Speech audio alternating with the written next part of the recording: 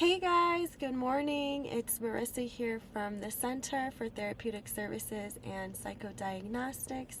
I am filming today with Patrick, and we're going to be talking all things cognitive behavioral therapy, dialectical behavioral therapy, and a little bit of acceptance and commitment therapy. So he really works to intertwine those therapeutic approaches into his practice. He's going to be doing a little bit of a demonstration too.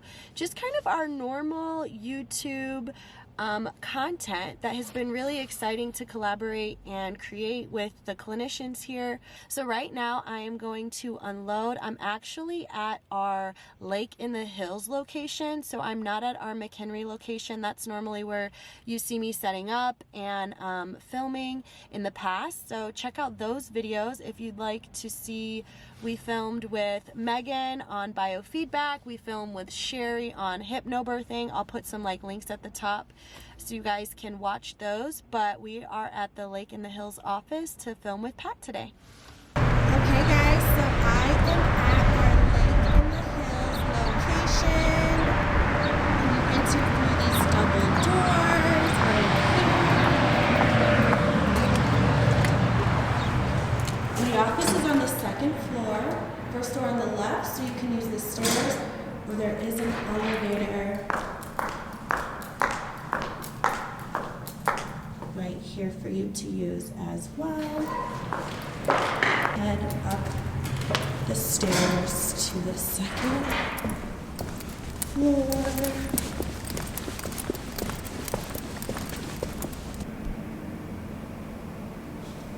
Alright guys, so I am at the Lake in the Hills waiting room about to film with Pat. I will show you guys a little bit of the waiting office, and he is actually in this first office here. Waiting. There's Mr. Pat. I'm going to hand him the camera so he can talk to you a little bit about his background and his schooling and where he's worked in the past. Hello, everyone. My name is Patrick Miranda, and I am a licensed professional counselor. So I did my master's degree in clinical mental health counseling, and my undergrad is in psychology over in Omaha, Nebraska.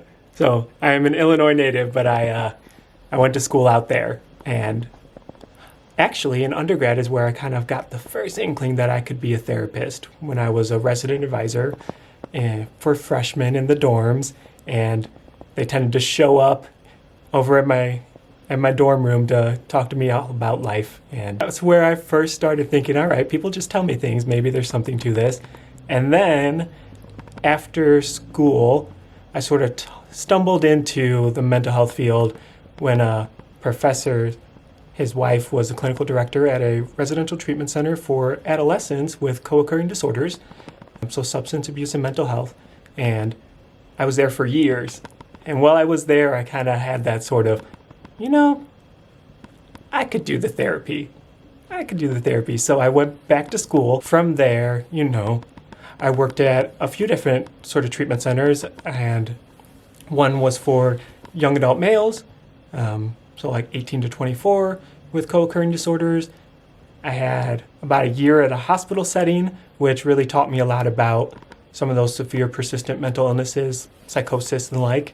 And then went back to the addiction field, where I ran a bunch of groups and started really branching out with sort of things that I was more interested in taking leads on, like a trauma-specific group for men and an LGBT group. And from there, I moved over to private practice. So no more groups for me, but I really enjoy having a different population and really being able to branch out, work with kids and couples, and do all sorts of things that aren't strictly addiction. Hi everyone, it's Pat again, and I wanted to highlight some of the approaches I take in therapy and in individual sessions. So the first one, and I kind of find this as the foundation for a lot of therapeutic techniques and modalities, is cognitive behavioral therapy. So CBT kind of posits that our thoughts impact our feelings, which then impact our behaviors. And two of the things that I really focus on in that are how we talk to ourselves, and then one of those other aspects I find is really important is what we call core beliefs. And these are kind of our building blocks of who we think we should be in the world, how we think other people should be in the world, and how those things really mix together. And I find a lot of people are holding on to some beliefs that maybe aren't really serving them anymore. Things like, I need to be perfect, or I'm unlovable, and how those can drive the way we talk to ourselves, and then, of course, subsequently impact really our emotional state throughout a day. So I like to start with that for a lot of my clients, and then end up moving into acceptance and commitment therapy, which focuses on, of course, acceptance, commitment, but also willingness, a lot of mindfulness skills, and values. And ACT talks about how our values, when implemented correctly, can drive and direct our life, which people tend to feel better when they're, living life by their value system. And then, really, honestly, a lot of therapy for me ends up getting to a point where we're talking about those big questions of life. Who am I? Why am I here? What's the point? What is purpose and meaning? And those questions are really based in existentialism and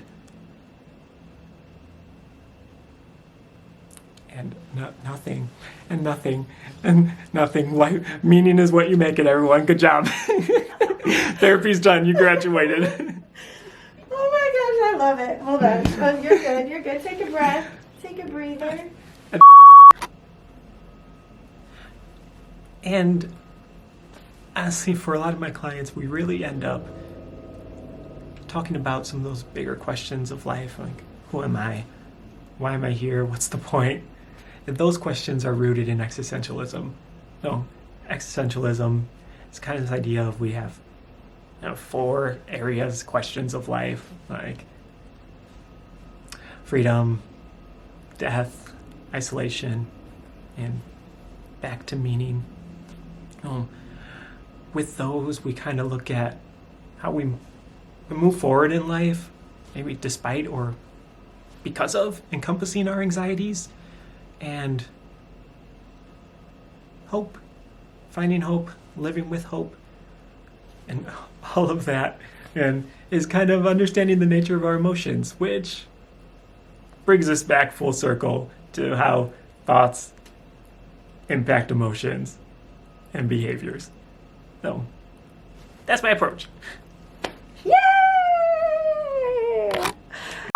So Pat really highlighted his integrative approaches that he uses in session: cognitive behavioral therapy, acceptance and commitment therapy, as well as existentialism and those bigger questions that he mentioned. So you guys know I love always hearing what the clinicians have to say about their different approaches and helping viewers and our potential clients understand what to anticipate, what a session would look like. So I asked Pat if he could touch base on the structure of his sessions as well as the length of treatment for talk therapy. So he's going to share with you a little bit about that structure right now.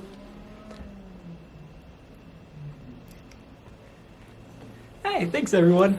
So all of those are talk therapies, right? So those are individual sessions that are typically 45, maybe 60 minutes long. And I don't see them as having I don't see therapy as having particular deadlines or endpoints. I think that's really individualized and dependent upon a client. So, for example, I recently worked with a client that we actually had a targeted behavior, and it was tics, verbal motor tics. And so when that client saw a reduction in symptomology, a decrease in symptoms, and it was going, I was flowing, it was smooth, and then it wasn't, because that's life, and that's how that works. They felt like they were good to go, and it's true. I think when there's a reduction of symptomology and clients are able to identify and express their emotions appropriately and really regulate those, then we are good to reduce our sessions. Maybe live life using the skills that they've learned. I've finished filming. I just filmed with Pat about his approach to therapy and integrating cognitive behavioral therapy, acceptance and commitment therapy, as well as existentialism and these bigger life questions that he kind of talked through. He got to complete a body scan for you guys, which was really relaxing, taking you from your feet to your legs to your stomach and your chest, all the way up to your shoulders and your head. So just getting that full body scan and relaxation and integrating that mindfulness technique into his practice that he does in session with clients. So I am going to pack everything up, and I hope that you guys head over to our other videos and learn some more about the different approaches, skills, and techniques that all of our clinicians offer here at the center. Take care of yourselves.